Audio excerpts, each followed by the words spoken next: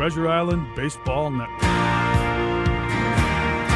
Plans and preparations for the 2023 season are underway for your Minnesota Twins. This is the show that catches up with players, staff, and the entire organization. It's Inside Twins. Inside Twins is sponsored by Killebrew Root Beer, locally owned and operated. It's how memories are created and legends are made. Well, happy 2023. Chris Atterbury with you from our network headquarters here at Target Field. It is a snowbound day here in Minneapolis and the Twin Cities. Snow piling up, the plows doing their job, the tow truck drivers working overtime as well. And this is our first Inside Twins edition of the new year. We hope everybody had a safe and happy holiday season. Thrilled to be back at it and on the downhill slope towards the 2023 Twins baseball season. Welcome to Inside Twins, again brought to you by Killebrew Root Beer, locally owned and operated, how memories are created and legends are made. Now, when last we spoke, we had Joey Gallo in studio, and today we're very excited to welcome to Twins territory another new member of the Minnesota Twins. Kyle Farmer joins us, and for all of you who are joining us live all across the various social media platforms, you can see that Kyle's sporting his alma mater there, the Georgia cap, as he prepares to fly back home to Georgia, and then we'll be here in the Twin Cities later this month. Let's start there. Did your Bulldogs scare you a little bit there in that national semi? Yeah, I mean, I got to give credit to Ohio State. That quarterback they have is really good. He did a great job. But I was watching it on TV, and it was kind of nerve-wracking. But, you know, I'll never root against a kicker. I feel bad for that kicker. But if that's the way Georgia had to win, that's the way it had to be. Well, you and Byron Buxton, two big Georgia Bulldog fans, you can share your rooting interest in the Twins clubhouse. We just want a chance kind of to get to know you as a player and as a person here, Kyle. And I know one thing that's going to endear you immediately to Twins fans is that you are currently coming back from a little holiday trip where you dabbled in some ice fishing. Yeah, first time doing it. It was a lot of fun. I didn't know the process and all the work that goes into it, but you know, for someone who likes to come out to the snow and you can't ski, you have to find stuff to do. So I found ice fishing and caught a few trout and had a good time, froze my butt off. But, you know, I'm getting used to getting prepared for the Minnesota weather. Yeah, well, we hope we don't have it as cold as it is today on opening day. But any Twins fans who want to add some ice fishing tips for Kyle, he is eager and ready to go. When you were acquired by the Twins, what was that process like when you heard from the Twins? Were you surprised that you were traded at the destination? And what was the messaging from Minnesota as far as your role and why they were so eager to get you? Yeah, I knew towards the end of the season with the Reds that I was probably going to get traded. Just knowing what they're doing, having a rebuilding team and bringing up a lot of younger guys and stuff like that. So I knew I was going to get traded. I did not know what team I was getting traded to, but narrowed it down to like 3 or 4 teams that were interested in me. And I was actually on my, 4-year anniversary dinner. And when I got the call that I was being traded to the Twins, and my phone didn't stop ringing. And so my wife was kind of upset about it. She wasn't upset, but, you know, baseball never leaves you.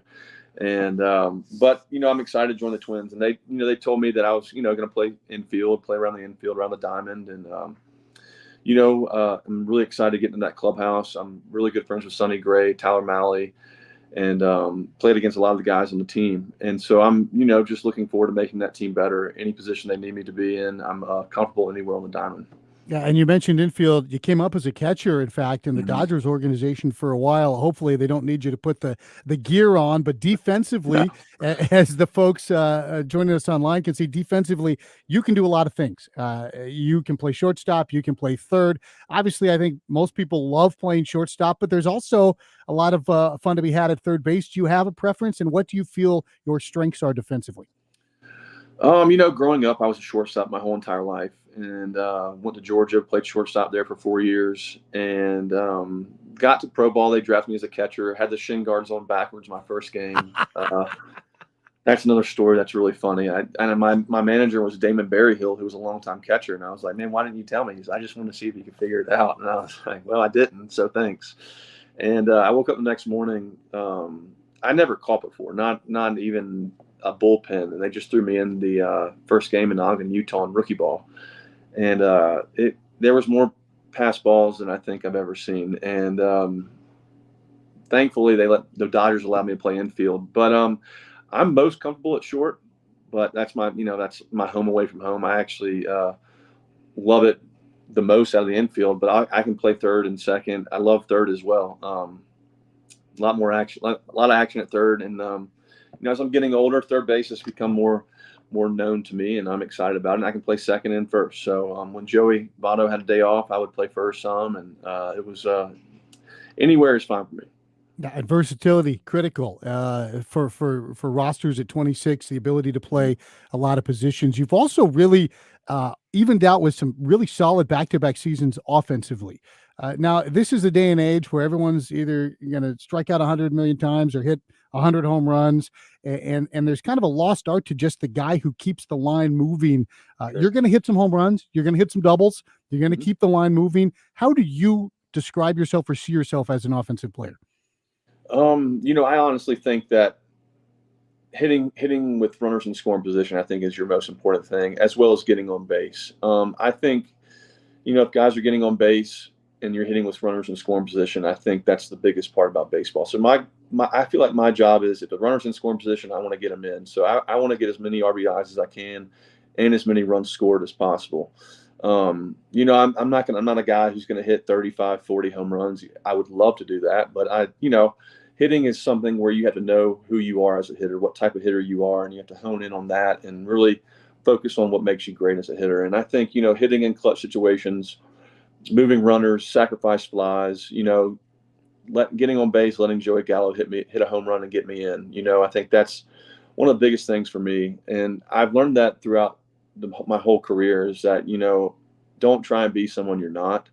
And it's taken me a long time to figure that out. And I've finally realized it. I think that's why, the past 2 years have been fairly successful for me.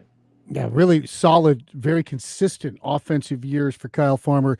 The last couple of years in a Reds uniform. He'll do it in a Twins uniform this year. He's our guest on Inside Twins. As you mentioned, it won't be a strange clubhouse, because it's been Cincinnati West here for the last couple of years.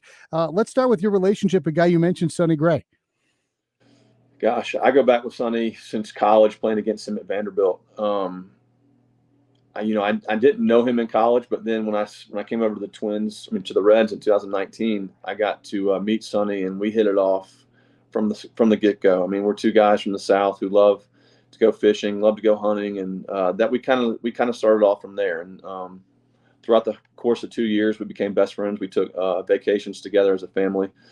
They have a great family. Jessica and his boys are awesome. And my wife, Courtney, really, really enjoys their family.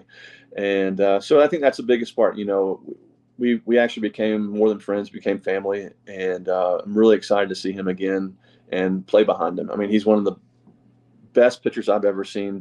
I love playing against him, because you're going to get ground balls, and he competes out there every day. He's going to give you everything he's got.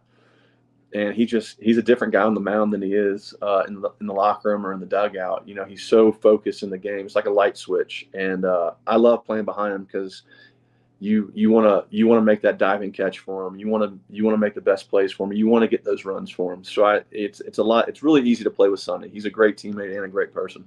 How long did it take him to get a hold of you when the trade came through? I texted him. He was the first person I texted. I said, "Is it cold in Minnesota?" And sure enough, he called me at dinner, and we talked for like 30 minutes. And then I was like, "Listen, I got to go. I got to eat dinner." And so he called me back later that night. We talked for an hour, and he really loves it there. And it got me really excited to come there. We didn't get to see much of Tyler Mahle last year, because he was nicked up with the injury after arriving. But he's another guy you have a ton of familiarity with. Mm-hmm. So Tyler was my first person that I sat on the plane with in the Reds. We sat with each other for 2 years on the plane, and got to know him. And that's my wife loves his wife as well. And he's he can spot up just about as good as anybody, like you're seeing on the video right now. He can pop the fastball up and in on a lefty, then the slider down and in. I mean, he's a good pitcher. He competes, and he's so the word I'm trying to say is, like, his temperament on the mound is so even. He's just so calm up there, and nothing phases him. And once again, another great guy to play behind in the infield and the outfield. He's a great person. Well, you're going to have a very nice welcome wagon here and already a comfort level. You mentioned your wife and the belated happy anniversary, but also your young son, right? Just Yeah. over a year. What was first Christmas like with McCoy running around in the wrapping paper? Oh gosh, McCoy, we got him a. So now they have like these big Jeeps. I bought him a big Jeep that you can remote control and yourself, and then when he gets older, he can drive it. But he wouldn't leave it the first morning. We got to spend it with my family in Atlanta, and he walked down and saw it. He hopped right in. He loves cars. He loves dogs. He loves animals. He's got all of his animal noises down at, golly, he's 15, going on 16 months. So he got the smarts from my wife, I think. That's her genetics. Oh. So he definitely didn't get that from me. But he loves throwing the baseball into the Christmas tree as well. It's really funny. I got a bunch of videos of that. It's really funny. That's one way to warm up. I guess that's one way to get loose, and I'm sure he will be fast friends with TC Bear. We're going to take a break all across our network of fine affiliates across Twins territory. Come back with a little more Inside Twins. If you have questions or comments for Kyle Farmer here on Inside Twins, you can hit us up all over the Twins social media platforms. We'll be back in a moment right here on your home for Twins baseball.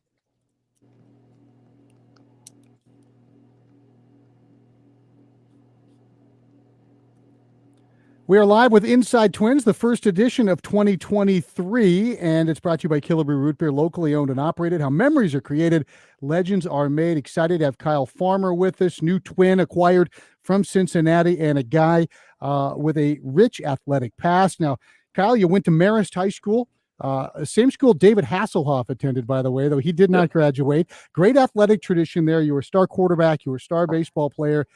You were also in the marching band, and we found this particular clip.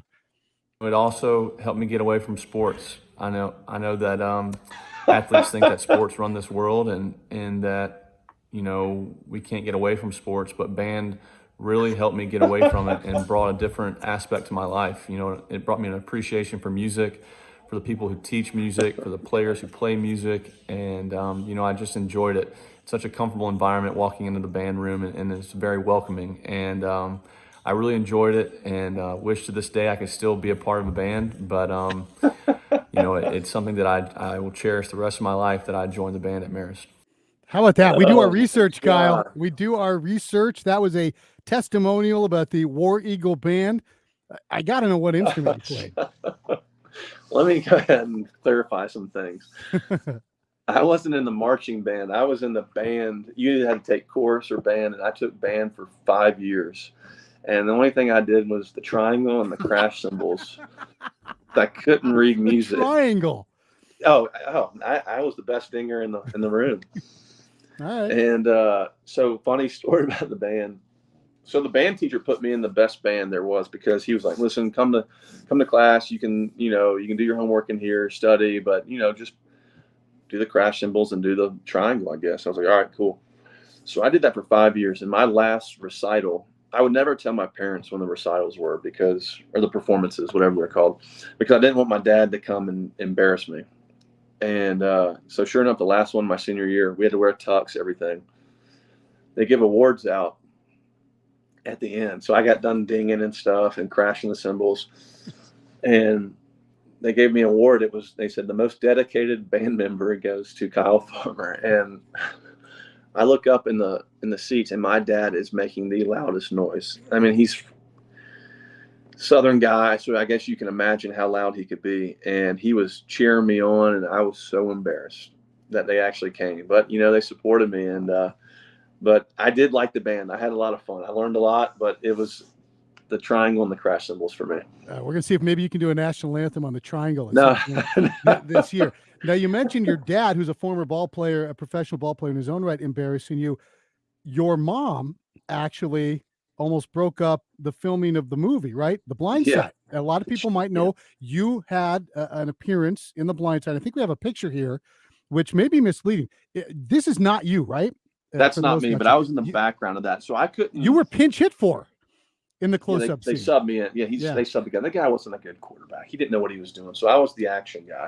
I was taking all the hits. I was like the stunt man. I was a stunt guy, and so it was a one-day thing for me. It was like I wasn't playing travel ball that day, and some of my buddies were extras in, and they said, well, "Hey, we need a quarterback for the day that knows what he's doing. Come out here." I was like, "Yeah, sure." So I come out, and this was going into my senior year, going into my freshman year at college, where NCAA at the time you couldn't pay athletes, and so I'm in this, like, we were doing from 6 a.m. to 6 p.m. sunrise to sunset, and my mom came out. Well, we were doing the scene where Sandra Bullock comes out and, like, this is your quarterback, you protect him, and she walks away, and the players look at her and stuff. And that's the scene we were doing. And all of a sudden I look up, and my mom is coming down the hill screaming, "Stop the movie." And we're all like looking, Sandra Bullock's turning around looking, and, like, the directors and producers of this, one of the best movies of the year. She was like, "You can't pay him. You can't pay him. I have Coach Perno on the phone." And I was like, "Oh my gosh." And so I kind of, like, hid behind the huddle, and I was like, they're like, "Who is this?" And I was like, "That's my mom." Producers came up, and they were like, "Listen, we won't pay him. He's going to make like $200 anyways, but we won't pay him." And she was like, "Good." And so then she walked away, and she stopped a production of a movie. It was, I've got some pretty embarrassing moments, but that one tops it right there. Life imitating the art right there. She was, did you ever get to meet Sandra Bullock then, since you got subbed out for the close-up scene? Yeah, I talked to her for a little bit, and she said that I was pretty big to be a quarterback, and I'm like, okay, you don't watch too much football. She was nice, but I have a lot of respect for people who are doing movies. I mean, there were so many cameras and different angles you have to do, so many takes, and love to do it again, but that was a long day. Oh, I can only imagine. And you get paid next time. Next time you're getting paid. You're getting some of those royalties, some of those They better. blindside royalties. I was waiting for my name on the credits. They didn't even put my name in the credits. Kyle Farmer, our guest. If you've got questions, you can hit us on any of the Twins social media platforms. You've been playing with Cincinnati. To me, one of the best and most unappreciated players of our time, of any time, is Joey Votto. I think baseball needs more Joey Votto. I'd call him a national treasure, but he's Canadian, so he's an international treasure. Yeah. Justin Morneau loves to tell Joey Votto stories, and Joey is continually stirring the pot somehow, some way. We found this picture of Joey, who decided to attend a press conference somehow wearing your high school football jersey. And then he compared you to Uncle Rico from Napoleon Dynamite. What happened? I'm way better than Uncle Rico. But so I don't know how he got that jersey. I guess he reached out. And at the time, guys were wearing jerseys around the locker room, and I guess he wanted to wear mine. He actually got Sonny's jersey, too, from high school. Sonny was an amazing quarterback as well. But he surprised. We got in after the game, and he put it on and was walking around. And I was like, "How the heck did you get that jersey?" And he was like, "Oh, I know people." But, of course he knows people. And it's Joey Votto. I mean, why wouldn't he? But I was – and when I got traded from the Dodgers to the Reds in 19, I was really, really looking forward to meeting Joey and picking his brain about hitting and stuff. And because, he's one of the best hitters of our generation, my generation. So – I show up to camp, and I'm nervous as I'll get out to talk to him. I'm wearing number 52. I'm just kind of like this. I'm short and fat, and walk up to Joey, and I start, watching him, and I try and talk to him, and he doesn't really give me the time of day. And so I was like, okay, I get it. I understand. But I've gotten to know Joey for the past 4 years, and he's an incredible person and a great teammate, and one of the best hitters I've ever seen. I have a bunch of stories about him hitting that are incredible that no one would ever believe. Did he hit a first pitch home run? And he had said if he didn't hit a first pitch homer, he was going to give you his paycheck. Yeah, so we were playing the Pittsburgh Pirates, and he had gotten out. He was hitting fourth, I was hitting fifth, and he had gotten out the inning before, or 2 innings before, on a fastball. And we're on deck. He's leading off, and he's like breaking. He's putting his bat weight on, and he looks at me and says, "Hey, if I don't hit this first pitch fastball out, you can have my 2-week paycheck." And I was like, okay, deal. That's like $1.2 million. And sure enough, first pitch fastball, he hits it, and he looks at me and winks and drops his bat. And I was like, you got to be kidding me. I mean, that's like some savant stuff. Like, I mean, how do you do that? And then we were in St. Louis. We were facing Wainwright, and he's faced Wainwright his whole career. They've known each other back, like the back of their hands. And he looked at me and he says, he's going to go first pitch fastball. Then he's going to go curveball. I'm going to pull it for a home run to right field. I was like, okay. First pitch fastball takes, strikes. And I'm like, no way. No way he's going to do this again. Next pitch. Big curve, big Uncle Charlie from Wainwright, and he tees off on it, and he just looks at me. I'm shaking my head. I'm like, this guy's unbelievable, man. It's incredible. So Joey is a student of the game every day. He works his tail off every day, and I've learned a lot from him just by showing up and being, I didn't play every day when I got to the Reds, and when I started playing every day, Joey taught me how to handle myself and how to handle it, because coming off the bench is completely different than playing every day. And he's played every day his whole career. So he's always taught me that staying healthy is the number one thing you could ever do if you're playing every day. And sure enough, the more games you play, the better you get. And that's one of his biggest pieces of advice that I'll take with me forever is play every day, play through some knacks and bruises, and you'll be okay. He's an absolute treasure. We appreciate you sharing some insight there with Joey Votto. Kyle Farmer is our guest. We've got questions from some Twins fans for you, Kyle, when we return right here on your home for Twins baseball.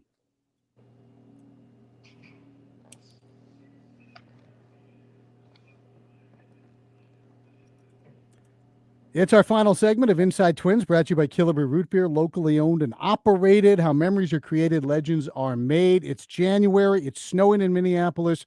Later this month, Twins Fest returns. Kyle Farmer will be part of that, as he will be here for Twins Fest to meet some of these Twins fans in person.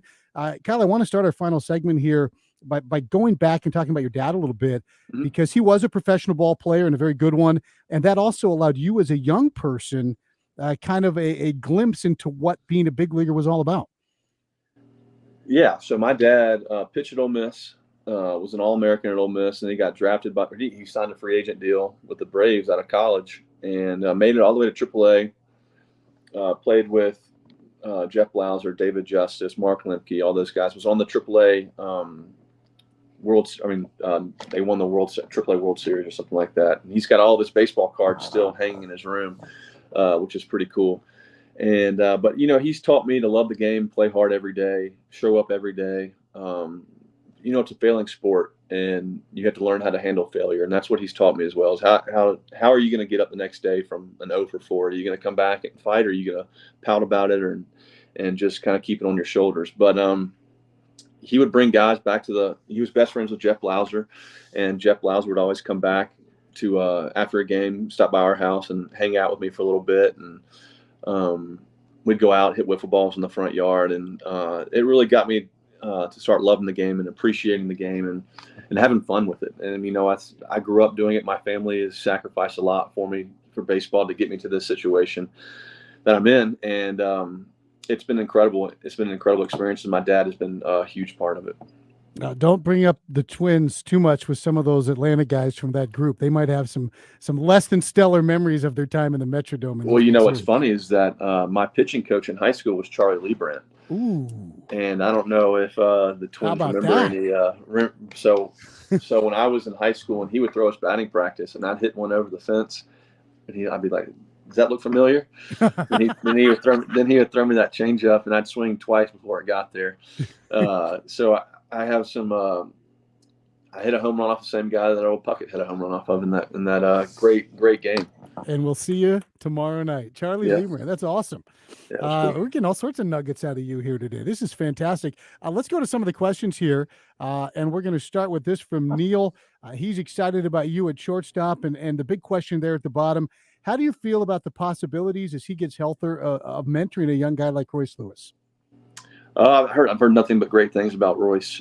Excited to meet him. Excited to play with him. And as I've gotten older, I think you can take it as you want. But I think one of my biggest things coming to the Twins is to be a good guy in the clubhouse and a good guy to help out other players. And from what I've heard, he's an incredible player. And from what I've seen, he's an incredible player. So I'll learn probably more from him than he'll learn from me, honestly, because he's probably one of the best guys in that organization, and I'm excited to meet him. So I think I'll learn probably more from him than he'll learn from me, and I'm excited about that.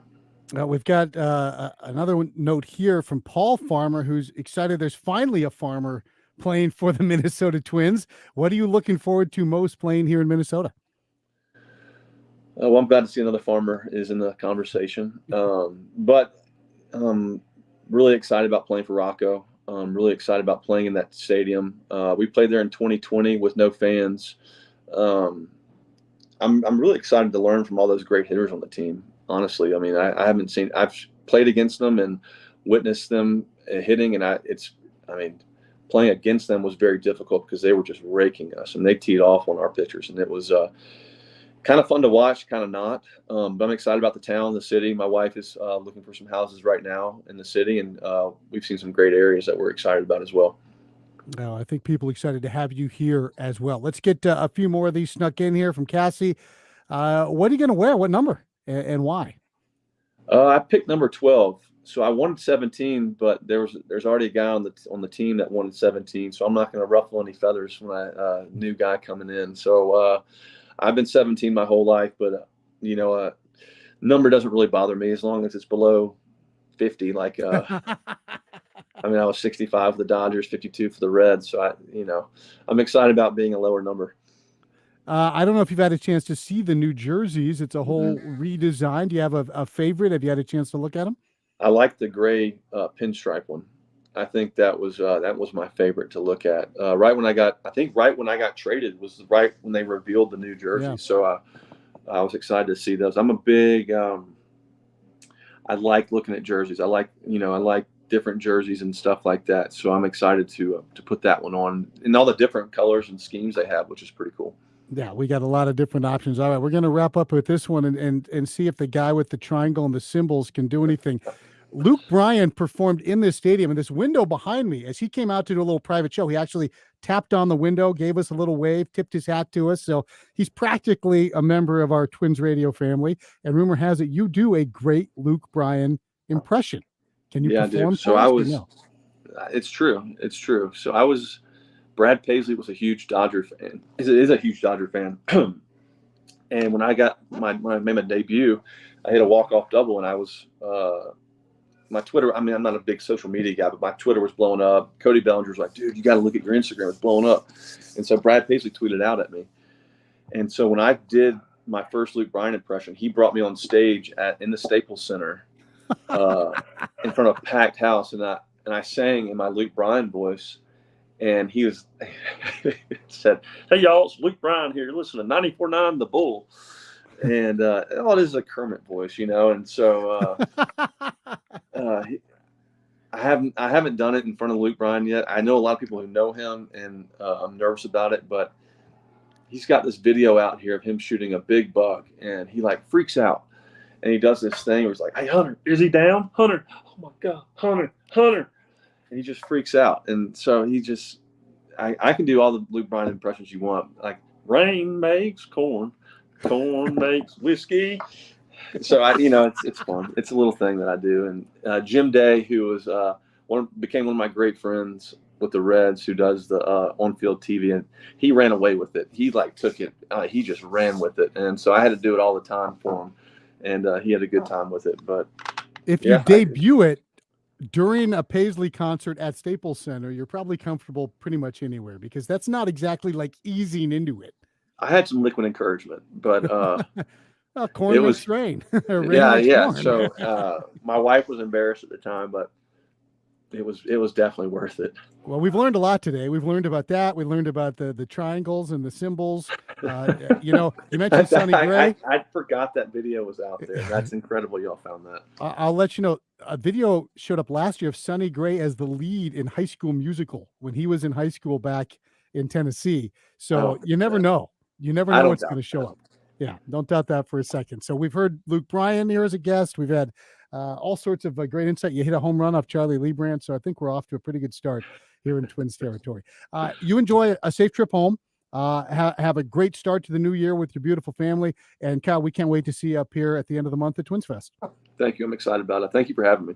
All right, that's Kyle Farmer. This is Inside Twins. It's brought to you by Killebrew Root Beer. We'll talk to you again next week right here on your home for Twins baseball.